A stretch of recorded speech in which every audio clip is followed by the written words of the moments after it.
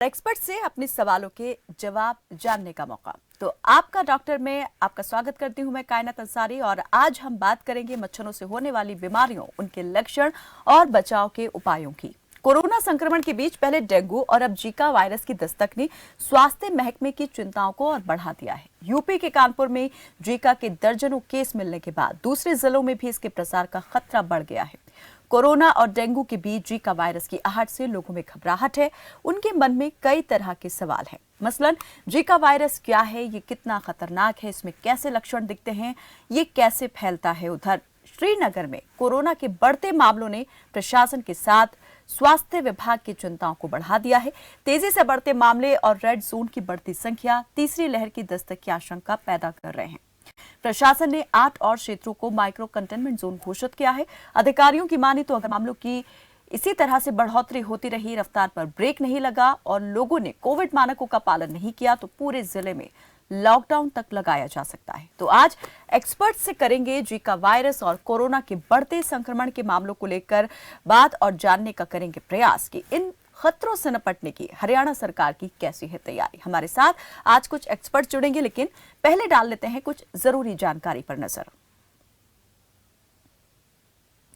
तो Zika virus रोग Zika virus के कारण होता है। ये मुख्य रूप से एक संक्रमित मच्छर एडीज इजिप्टी के द्वारा फैलता है। आमतौर पर बीमारी लक्षणों के साथ 1 सप्ताह तक चलती है। बहुत से लोगों में लक्षण नहीं दिखते हैं या सिर्फ हल्के लक्षण दिखाई देते हैं। प्रेगनेंसी के दौरान जीका वायरस इन्फेक्शन गंभीर बर्थ डिफेक्ट, जन्म दोष पैदा कर सकता है। अन्य गंभीर मस्तिष्क दोष भी इससे हो सकते हैं। तो जीका वायरस रोग जो है जीका वायरस से होता है और इसके लक्षण जो हैं कई बार हल्के दिखाई देते हैं तो कई बार बिल्कुल भी दिखाई नहीं देते हैं। जीका के लक्षण जो हैं डेंगू की तरह ही होते हैं। जीका वायरस के लक्षण काफी कुछ डेंगू से मिलते जुलते हैं। जीका से संक्रमित कई लोगों में लक्षण नहीं होते हैं या मामूली होते हैं। ये कई दिन से लेकर 1 सप्ताह तक रह सकते हैं। बुखार, दानी, सिर दर्द, जोड़ों में दर्द, आंखें लाल होना और मांसपेशियों में खिंचाव, जीका वायरस के लक्षण काफी कुछ डेंगू से मिलते जुलते होते हैं। तो जान को कितना जोखिम, जीका के लक्षण हल्के होते हैं। संक्रमित व्यक्ति की मौत की आशंका बहुत कम होती है। इसमें कोविड-19 जैसा खतरा नहीं है। सिर्फ गंभीर मामलों में ही अस्पताल में एडमिट होने की जरूरत पड़ती है।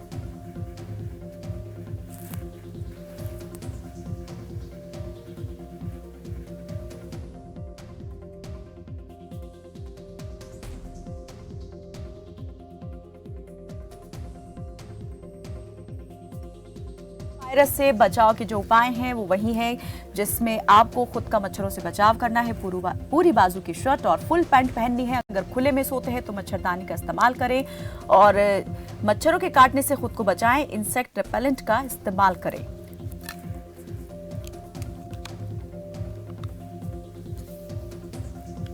हालांकि डेंगू को लेकर पहले ही जो गाइडलाइंस हैं सरकारों की ओर से जारी कर दी गई हैं। फॉगिंग और एंटी लार्वा का जो छिड़काव है वो भी किया जा रहा है। लेकिन डेंगू के खतरे के बीच जीका वायरस के खतरे ने दस्तक दी है। अभी हालांकि हरियाणा में इसके मामले दिखाई नहीं दे रहे हैं, लेकिन उत्तर प्रदेश में इसका कहर जो है वो तेजी से टूट रहा है।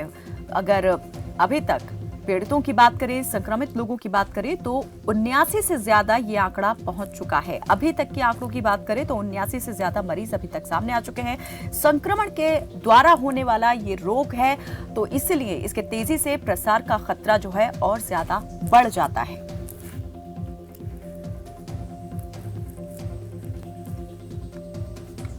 डेंगू पर प्रहार मनोहर प्रयास असरदार। सरकार ने डेंगू से रोकथाम के लिए इसके इलाज के लिए काफी कुछ सहूलतें जो हैं इस बार दी हैं। इलाज का खर्च जो है बहुत ज्यादा वहन ना करना पड़े पीड़ित को, पीड़ित परिवारों को।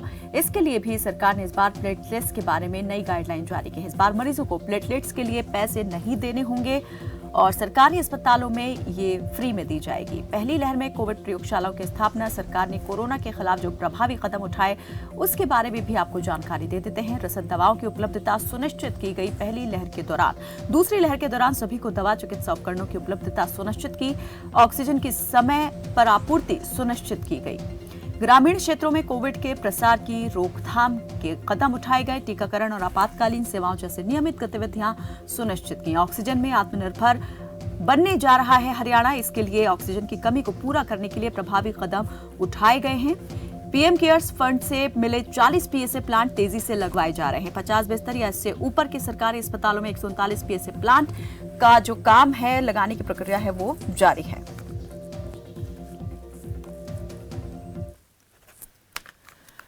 तो कोरोना अभी गया नहीं है। कोरोना के खतरे के बीच में पहले डेंगू की दस्तक और अब जीका वायरस की आहट ने लोगों को परेशान कर दिया है। स्वास्थ्य को लेकर समस्याएं जो हैं और ज्यादा खड़ी हो सकती हैं, लेकिन जीका वायरस से कैसे बचें, कैसे सावधान रहें और अगर कोई इससे ग्रस्त हो जाता है तो उसका उपाय क्या है, कैसे खुद का इलाज जो है आप घर पर रहकर कर सकते हैं या फिर डॉक्टर के द्वारा आप इलाज करवा सकते हैं। इस पर ज्यादा बातचीत के लिए हमारे साथ डॉक्टर पल्लवी गोयल हमारे साथ जुड़ चुकी हैं, कंसल्टेंट हैं पंचकुला सिविल अस्पताल में। बहुत स्वागत है आपका डॉक्टर पल्लवी। और आपसे हम शुरुआत करें इस कार्यक्रम में सवाल जवाबों का सिलसिला शुरू करें। हम दर्शकों को भी बता देना चाहते हैं कि वो भी हमारे साथ इस कार्यक्रम में जुड़ सकते हैं। नंबर आपके टीवी स्क्रीन पर लगातार फ्लैश होते रहेंगे, तो इन नंबर पर कॉल करके आप हमसे जुड़कर जो हमारे साथ एक्सपर्ट्स हैं, डॉक्टर्स हैं, उनसे अपने सवालों के जवाब जान सकते हैं। तो डॉक्टर पल्लवी, आज जीका वायरस को लेके हम बात कर रहे हैं और सबसे पहले हम यही जानना चाहेंगे कि आखिर ये जीका वायरस को जो है कैसे समझा जाए, कैसे देखा जाए, क्या होता है, कैसे ये रोग जो है वो पनपता है। Basically, it is a mosquito-borne virus. It just behaves like a regular tropical infections like dengue fever, chikungunya, and other tropical infections. But it has mild symptoms. Doctor Pallavi, एक अनुरोध, आप कृपया अगर हिंदी में बात करें, हमारे दर्शक जो हैं आसानी इसको समझ पाएंगे। Basically, जीका वायरस की जो इन्फेक्शन है वो डेंगू वायरस से ही पनपती है। It is by the same mosquito which is called Aedes aegypti or Aedes albopictus, and इसमें basically symptoms minor होते हैं compared to other symptoms of the dengue virus. इसमें ज्यादा वही वायरल इन्फेक्शन के सिम्टम्स होते हैं like fever, cough, headache, like all this symptoms. तो डेंगू से मिलते जुलते इसके लक्षण होते हैं और ये लक्षण जो हैं किस रूप में सामने आते हैं, कब तक ये जो वायरस है बॉडी में रहता है और इसका असर ये कब दिखाना शुरू करता है? बेसिकली इसका जो इंक्यूबेशन पीरियड है वो 2 से 7 दिन तक होता है और इसी के बीच में पेशेंट को ये सब सिम्टम्स शुरू हो जाते हैं। नॉर्मली किसी भी वायरल इन्फेक्शन के सिम्टम्स होते हैं वैसे ही सिम्टम्स इसमें आते हैं। डॉक्टर, आपसे ये जानना चाहेंगे कि जैसे आपने कहा कि जो डेंगू जिस मच्छर से फैलता है, जो मच्छर डेंगू फैलाता है वही जीका वायरस के लिए भी जिम्मेदार होता है, उसी से जीका वायरस भी फैलता है, लेकिन क्या ये डेंगू की तरह ही खतरनाक है या उससे कम खतरनाक है? मतलब नॉर्मली तो बहुत सारे पेशेंट्स में कुछ भी सिम्टम्स नहीं होते हैं, कुछ पेशेंट्स में माइल्ड सिम्टम्स होते हैं, बट बहुत ज्यादा जो सिम्टम्स देखे गए हैं they are more in the pregnant females. So we have to जो pregnant females होती हैं उनमें it has been seen कि उनमें जो fetal abnormalities होता है वो ज्यादा होता है। Otherwise आम लोगों में तो it just behaves like a mild viral infection. तो जो गर्भवती महिलाएं हैं उन्हें इससे ज़्यादा सावधान रहने की ज़रूरत है और अगर ये मान लें किसी गर्भवती महिला को ये इन्फेक्शन हो जाता है, वायरस पहुंचता है, तो उसको क्या क्या नुकसान हो सकते हैं और कैसे इससे प्रिकॉशन जो है वो ली जा सकती है? प्रिकॉशन तो जैसे आम हम किसी भी वायरल इन्फेक्शन में लेते हैं कि जैसे हम फुल कपड़े डालें, हल्के रंग के कपड़े डालें, मॉस्किटो ब्रीडिंग प्लेसेस से बचे, घर अंदर और बाहर जितने भी ब्रीडिंग प्लेसेस है उनसे बचे। तो this is the only precaution जो हम ले सकते हैं। बट प्रेग्नेंट फीमेल्स में देखा गया है कि उनमें ब्रेन की जो डेवलपमेंट है बच्चों की वो कम हो जाती है। तो केसेस ऑफ माइक्रोकेफेली, मतलब ब्रेन की डेवलपमेंट कम हो जाती है। तो यानी कि जो महिलाएं हैं, जो गर्भवती महिलाएं हैं, उनके लिए ये ज्यादा खतरनाक साबित हो सकता है, उनके जन्मे बच्चे के लिए ये ज्यादा जो है प्रभावी हो सकता है। तो गर्भवती महिलाएं जो है, अगर मान लीजिए किसी को ये वायरस जो है जीका वायरस हो जाता है तो उस दौरान किस तरह से उन्हें इलाज जो है वो लेना चाहिए और क्या ये ज़रूरी है कि अगर किसी भी गर्भवती महिला को जीका वायरस होता है तो उसका जो बच्चा है, जो शिशु है, उसके मस्तिष्क पर असर डालेगा ही डालेगा? ये जरूरी नहीं है। देखा गया है कि गर्भवती महिलाओं में ये प्रॉब्लम ज्यादा होती है, बट नॉर्मली जैसे हम डेंगू का वायरस डिटेक्ट करते हैं उसी तरह इसको भी डिटेक्ट किया जा सकता है। It is not in all की ऑल प्रेग्नेंट फीमेल्स में ये प्रॉब्लम होगी, but they are more prone to all these problems actually. जी, तो ये जो वायरस है सबसे पहले कहाँ कहाँ पर अटैक करता है, किस तरीके से ये खतरनाक जो है वो कह सकते हैं कि साबित हो सकता है? ज्यादा इसमें ये नहीं होता है, नॉर्मली कुछ पेशेंट्स में एसिम्टोमेटिक ही रहता है और जस्ट माइल्ड इन्फेक्शन, जैसे कोई भी वायरल इन्फेक्शन 1 हफ्ता 10 दिन लेता है वैसे ही बिहेव करता है, and there is no particular treatment for this virus, and patient can be symptomatically manage with pain killers and paracetamol and adequate rest actually. Doctor, जैसे संक्रमण फैलता है तो क्या ये ज़रूरी है कि जिस एक मरीज को जीका वायरस से वो पीड़ित है, क्या वो दूसरे किसी व्यक्ति को भी ये वायरस दे सकता है? नॉर्मली ट्रांसमिशन जो होती है वायरस की, it is by this Aedes aegypti mosquito, so it can be by human to human transmission like in dengue, it can be by sexual transmission, it can be by blood transfusion also. So it can be transmitted from human to human also. तो direct अगर मच्छर से Zika virus body में प्रवेश कर रहा है या संक्रमण के माध्यम से अगर कोई इसके चपेट में आ रहा है, तो दोनों ही सूरतों में क्या माना जाए, कौन सा ज़्यादा जो है असरदार रहने वाला है, जो डायरेक्ट मच्छर से हुआ है या फिर अगर संक्रमण के द्वारा ये वायरस प्रवेश कर गया है बॉडी के अंदर, क्या वो भी उतना ही ज़्यादा खतरनाक होगा? दोनों सेम तरह बिहेव करेंगे। डॉक्टर, एक दर्शक हमारे साथ जुड़े हैं, अमित पंचकुला से जुड़े हैं। अमित, स्वागत है आपका, पूछें अपना सवाल। मैम नमस्कार जी। मैं पूछना चाह रहा था कि मैं पिछले 2-3 दिन से फीवर आ रहा है, बॉडी भी पेन कर रही है और हल्का हल्का पेट में भी दर्द है। क्या ये डेंगू या किसी वायरस के सिम्टम्स हो सकते हैं? नॉर्मली तो इनमें लो ग्रेड फीवर आता है। आपको कितना फीवर आ रहा है? मैम रात के समय तो थोड़ा तेज हो जाता है, सुबह शाम ज्यादा रहता है और फिर दिन में थोड़ा कम हो जाता है। तो आप नॉर्मल एक सीबीसी का टेस्ट होता है वो करवा सकते हैं। अगर प्लेटलेट काउंट कम आ रहा है, ल्यूकोसाइट काउंट कम आ रहा है, तो that is more in favour of dengue. चलिए, बहुत बहुत शुक्रिया अमित हमारे साथ जुड़ने के लिए। डॉक्टर, जैसे डेंगू में प्लेटलेट्स जो हैं वो लगातार गिरती हैं, क्या जीका वायरस में भी इसी तरह से होता है, प्लेटलेट्स गिरती हैं? नो, नहीं होता है ऐसे। ये जो मरीज हैं, क्या ये एसिम्प्टोमेटिक रहते हुए ठीक हो सकते हैं, ठीक हो जाते हैं अपने आप ही 7 दिन, जैसे आपने बताया कि इसका एक संक्रमण काल जो है वो रहता है, तो 7, 8वें 9वें दिन जो है क्या ये मान लिया जाए कि अपने आप ही वो जो मरीज है वो ठीक हो जाता है? बहुत सारे पेशेंट्स में एसिम्प्टोमेटिक, जैसे कोविड में एसिम्प्टोमेटिक इन्फेक्शन होता है, ऐसे इन्फेक्शन होता है, and that will recover within 1 week to 10 days बिना किसी दवा के। Just symptomatic management. अगर फीवर है तो पेशेंट इसके लिए दवाई ले सकता है, पैरासीटामोल ले सकता है, एडिक्वेट हाइड्रेशन रखना है, किस तरह पानी पीना है, ये सब तरीके से पेशेंट रिकवर हो जाता है विद इन 7 to 10 डेज। जी, एक और दर्शक हमारे साथ जुड़े हैं, पप्पू जुड़े हैं रोहतक से। स्वागत है आपका पप्पू, रखें अपनी बात। नमस्ते मैडम। जी नमस्ते। मैम मुझे ना बहुत दिनों से सिर में दर्द है और फीवर भी आ रहा है, मेडिसिन में ले रहा हूँ लेकिन ठीक नहीं हो पा रहा। क्या करूँ मैम? सांस भी फूल रही है। तो आप बेसिकली तो आपको अभी जैसे सांस फूल रहा है, तो इन इन्फेक्शंस में नॉर्मली रेस्पिरेटरी सिम्टम्स लाइक खांसी और जुकाम और ये सब सिम्टम्स नहीं होता है, तो आपको सब वायरल इन्फेक्शन थ्रू सर्च करना पड़ेगा। Like you have to do COVID also, RTPCR आप करवा सकते हैं और एक सीबीसी में प्लेटलेट काउंट देख सकते हैं। तो बेसिकली ये जो जीका वायरस है, this is a diagnosis of exclusion, मतलब जब तक हम बीमारी रूल आउट कर लेते हैं, तो अगर कुछ नहीं मिलता है then only we can say कि it is Zika virus infection. चलिए, बहुत शुक्रिया पप्पू हमारे साथ जुड़ने के लिए। डॉक्टर, इसमें किस तरह के टेस्ट कराए जा सकते हैं जिससे ये पता लगाया जा सके कि कोई व्यक्ति जो है वो जीका वायरस से पीड़ित है? नॉर्मली जैसे हम डेंगू में पहले हफ्ते में NS1 एंटीजन कराते हैं और उसके 1 हफ्ते के बाद हम एंटीबॉडी टेस्ट कराते हैं विच इज IgM और IgG एंटीबॉडी।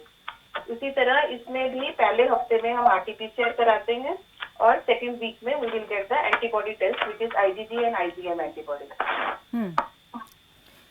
जैसे प्लेटलेट्स, जैसे आपने कहा कि इसमें नहीं गिरती हैं, तो इसमें और किस तरह के जो शरीर है उसको हानि पहुंचती है वायरस के होने के चलते?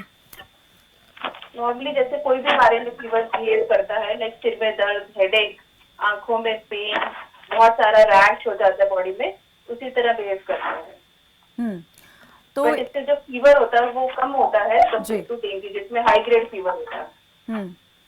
तो इसमें किस तरह से खान पान का ख्याल रखना ज़रूरी है, क्या खाना चाहिए और किन चीज़ों से जो है परहेज रखना चाहिए?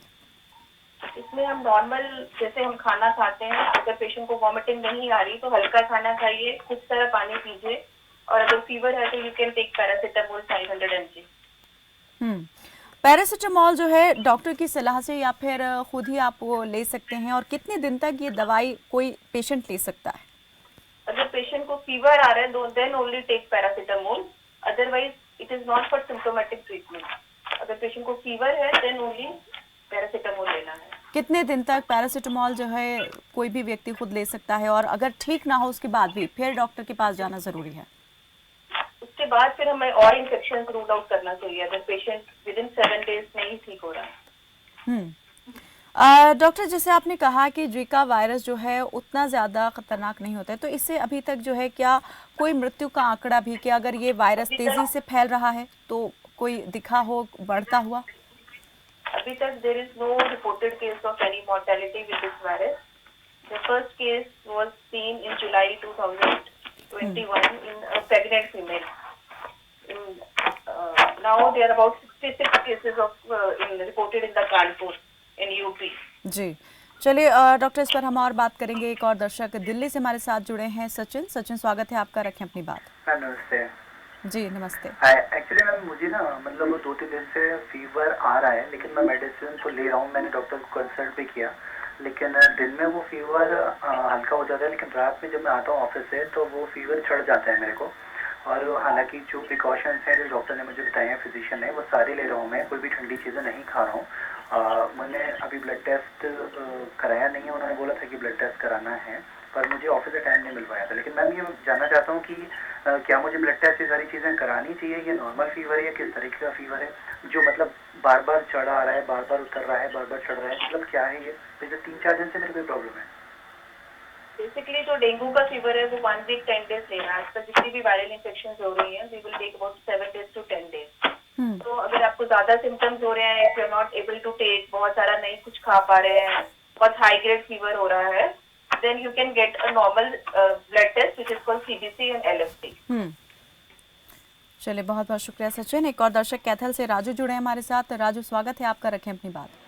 नमस्कार मैम। जी मैम ये पूछना चाह रहा था कि अभी 3-4 दिन से मुझे बहुत ज़्यादा थकावट महसूस हो रही है, और जो जॉइंट्स हैं बॉडी के वहाँ पे पेन फील कर रहा हूँ मैं, स्पेशली रात के वक्त, और थोड़ा बहुत फीवर भी आ जाता है रात को। तो ये किस चीज़ के सिम्टम्स हो सकते हैं मैम? ये किसी भी वायरल इन्फेक्शन भी सिम्टम्स है, जैसे हम कुछ भी नहीं बोल सकते कि ये डेंगू है, चिकनगुनिया है, जीका वायरस है, बट अब ठीक है, तो these are all the infections of all this viruses. तो अभी आप थोड़ा वेट करिए, अगर ज्यादा सिम्टम्स नहीं हो रहा है तो नहीं, अगर सिम्टम्स परसिस्ट करेगा तो आप CBC और ये चिकनगुनिया का टेस्ट करवा सकते हैं। चलिए, बहुत बहुत शुक्रिया राजू। डॉक्टर, अगर किसी व्यक्ति को डेंगू है तो क्या ये पॉसिबल है कि उसी दौरान उसे जीका वायरस रोग जो है वो भी हो जाए? ये पॉसिबल है। बहुत सारी को इन्फेक्शन देखी गई हैं कि कोविड पेशेंट्स को डेंगू भी हो रहा है, डेंगू के साथ जीका भी हो रहा है, डेंगू के साथ चिकनगुनिया भी हो रहा है। तो एक कोई भी one infection can cause with other infection. एक ही मच्छर, अभी जैसे हमने बात की कि जो एडीज इजिप्टी मच्छर है उसके ही काटने से डेंगू होता है, और वही जो है जीका वायरस का भी कारण बनता है। तो हम थोड़ा सा ये और जानना चाहेंगे विस्तार से, जैसा भी आपने कहा कि हाँ ये पॉसिबल है, किसी को अगर डेंगू है तो जीका वायरस भी मुमकिन है कि हो सकता है, तो ये ऐसा कैसे मुमकिन है? नॉर्मली डेंगू फीवर में हाई ग्रेड फीवर होता है, जीका में इतना लो ग्रेड फीवर होता है, बाकी सारे सिम्टम्स ऑलमोस्ट सेम होता है। रैश उसमें थोड़ा ज्यादा होता है जीका वायरस में। तो अगर आपको ज्यादा सिम्टम्स हो रहे हैं तो आप दोनों का टेस्ट करा सकते हैं। डॉक्टर, जैसे हम अभी देख रहे हैं कि कोरोना पूरी तरह से खत्म नहीं हुआ है, संक्रमण के मामले भले ही कम हुए हों, रफ्तार थोड़ी सी थमी हो, लेकिन ये महामारी अभी हमारे बीच से गई नहीं है।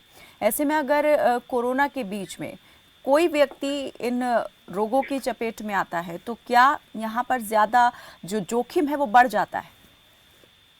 ऐसा नहीं है कि अगर कोविड के साथ पेशेंट को डेंगू हो जाए तो कोविड की मॉर्बिडिटी या मोर्टेलिटी बढ़ जाती है, ऐसा नहीं है, because it is a mosquito borne virus and covid you all know that how it spread. जी। तो इट्स नॉट लाइक दैट कि कोविड अगर किसी पेशेंट को साथ में डेंगू हो जाता है तो it will become more severe dengue, it's not like that. अगर किसी व्यक्ति ने वैक्सीनेशन अभी अभी करवाया है और उस दौरान वो मान लीजिए डेंगू से पीड़ित हो जाए या जीका से पीड़ित हो जाए, तो क्या वो जो वैक्सीनेशन है वो उल्टा असर दिखाना शुरू करेगा या फिर उसकी रक्षा जो है इन रोगों से वो करने में कारगर साबित होगा? कोविड वैक्सीन तो वो कोविड से ही बचाएगा, बाकी मॉस्किटो बॉर्न वायरसेस इन्फेक्शन।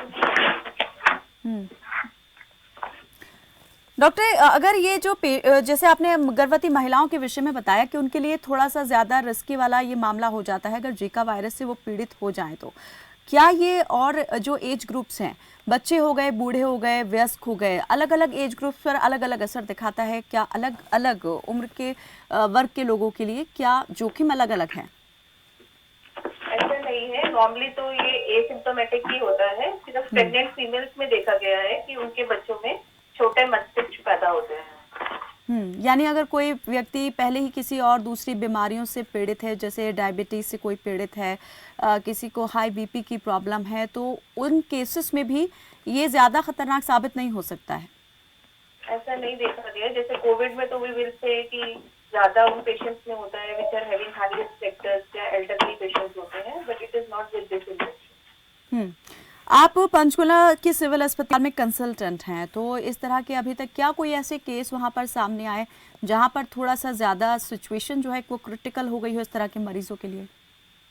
ये नॉर्मली जीका वायरस इतना क्रिटिकल नहीं होता है, जैसे डेंगू के पेशेंट्स में तो और भी सिम्टम्स हो जाते हैं, लाइक अगर हेमरेजिक फीवर हो रहा है या शॉक सिंड्रोम हो रहा है, बट जीका वायरस में इतने ज्यादा प्रोग्रेसिव सिम्टम्स नहीं होते हैं।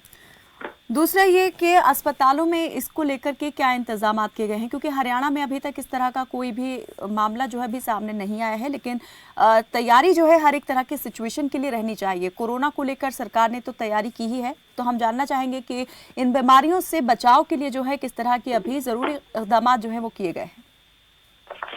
यही हमें बस बेसिकली तो यही है कि अपने आप prevention is better than cure, तो हमें अपने आप को ही बचाना है कि हमें मॉस्किटोज बाइट नहीं हो, then only we can prevent ना। बिल्कुल, लेकिन हॉस्पिटल्स की अगर बात करें तो कितनी बेड्स की संख्या जो है वो रखी गई है? अस्पतालों में अगर तेजी के साथ मरीजों की तादाद बढ़ती है तो क्या उनसे निपटने के लिए पूरे इंतजामात हैं? जैसा डेंगू के लिए कोई इलाज नहीं है, क्या जीका वायरस के लिए भी ऐसा ही माना जाए कि अभी तक कोई इलाज नहीं है? अभी तक कोई इलाज नहीं है, सिर्फ सिम्प्टोमेटिक ट्रीटमेंट है, कोई वैक्सीन नहीं है अभी। Patient normally with in 7 to 10 days recover हो जाते हैं। और दूसरा, मैंने हॉस्पिटल्स को लेके पूछा कि क्या क्या इंतजामात जो हैं वो किए गए हैं, तैयारी किस तरह से रखी गई है? हालांकि अभी हरियाणा के अंदर मामले तो नहीं हैं, लेकिन जिस तरह यूपी में तेजी से मामले सामने आ रहे हैं उसको देखते हुए क्या आपको लगता है कि अभी तैयारी कर लेनी जरूरी है? अभी जैसे civil hospital Panchkula is 300 bedded hospital, तो अभी we don't have much COVID cases, so all the patients are of dengue only, so अभी we have not seen any case of Zika virus।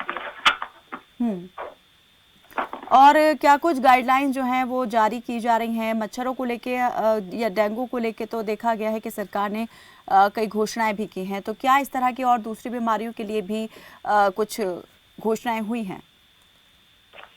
नहीं।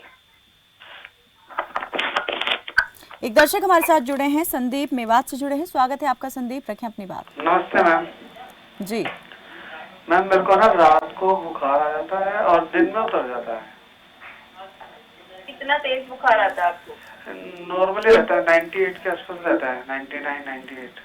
हल्का हल्का मतलब थकान सी महसूस होती है। अभी आप 3-4 दिन वेट करिए, उसके बाद ही अपना कोई ब्लड टेस्ट कराइए। ठीक ठीक। डॉक्टर, किस तरह के ब्लड टेस्ट, जैसे अभी आपने सलाह दी कि ब्लड टेस्ट करवाना चाहिए, कैसे कैसे ब्लड टेस्ट इसमें किए जाते हैं? और जैसे यूरिन टेस्ट को लेके भी डॉक्टर जो हैं थोड़ा सा ये कहते हैं कि आप यूरिन टेस्ट भी करवाइए, वो किस उसमें किया जाता है?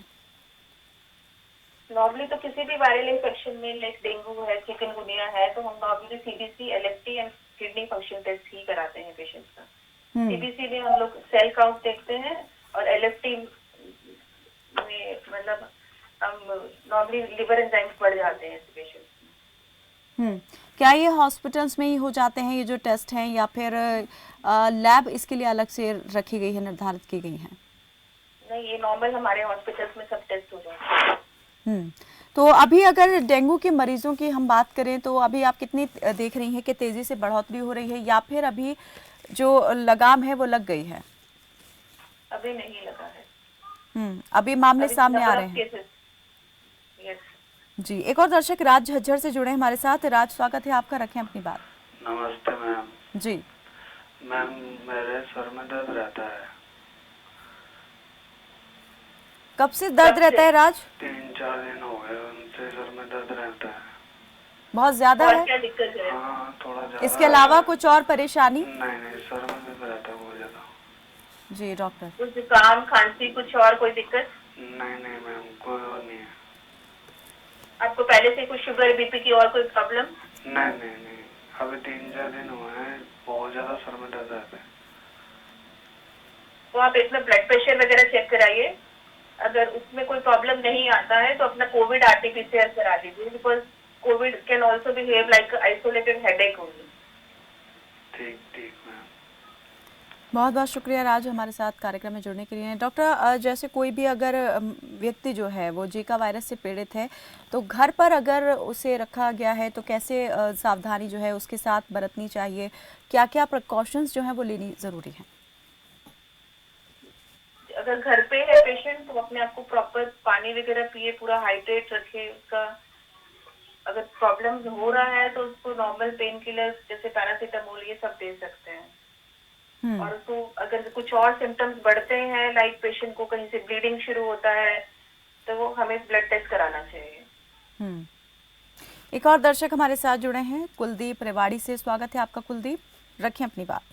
नमस्ते मैम। जी मैम, मैं ये जानना चाहता हूँ कि जीका वायरस जो नया चला है इसमें, और डेंगू, स्वाइन फ्लू ये सब चीज़ें चल रही हैं, इसमें मतलब हम अंतर किस तरीके से करें? क्योंकि फीवर हमको आ जाता है, तो जीका वायरस को कैसे पहचान पाएं?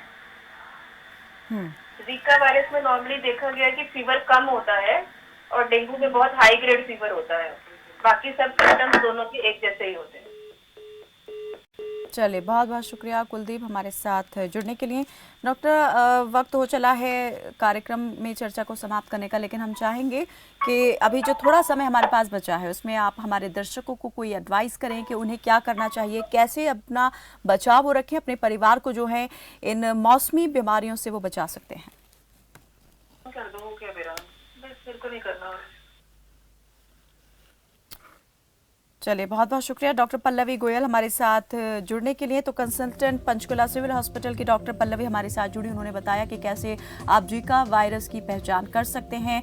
हालांकि इससे बचाव के लिए आप पूरी बाजू के कपड़े पहने और मच्छरों से खुद को बचा करके रखें। मॉस्किटो रिपेलेंट जो हैं उनका इस्तेमाल आपको करना चाहिए।